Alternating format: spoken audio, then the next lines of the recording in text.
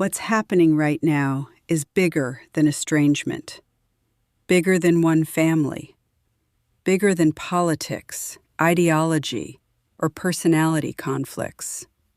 People are losing each other while everyone is still alive. And almost nobody knows how to talk about the grief of that honestly.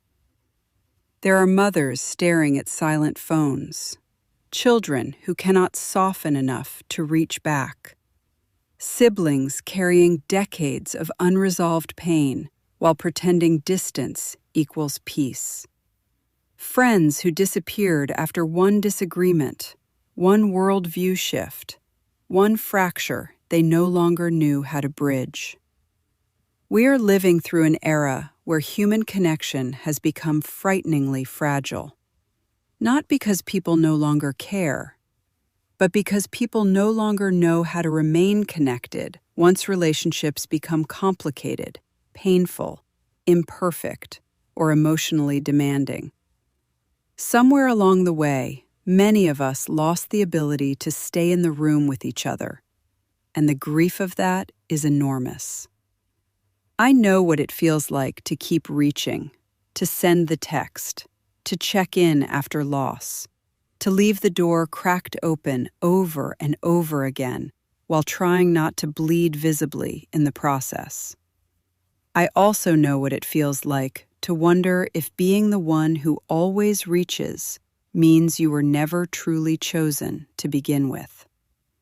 That thought does something to a person over time, because repeated silence doesn't just hurt the heart, it reshapes identity.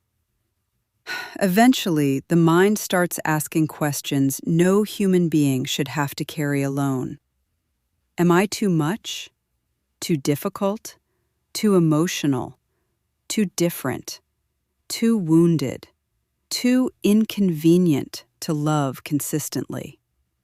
But I no longer think this ache belongs only to individuals. I think we are watching the nervous system of humanity fracture under years of pressure, isolation, fear, overstimulation, grief, tribalism, unresolved trauma, and emotional exhaustion. People are overwhelmed, defended, hyperreactive, emotionally rigid, and many relationships are collapsing under the weight of feelings nobody knows how to metabolize anymore. That does not make the silence hurt less, but it does make it more human. I have made mistakes in my life, real ones. I am not writing this from a pedestal of innocence. But my mistakes were never born from lack of love. And I think many people are carrying that same heartbreak right now.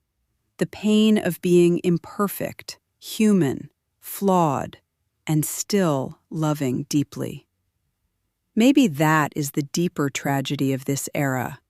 Not that we are flawed, but that we no longer know how to stay connected through each other's flaws. And yet, despite everything, despite all of the silence and distance and grief, I still believe most people are starving for the same thing underneath it all: to be chosen without having to become someone else first.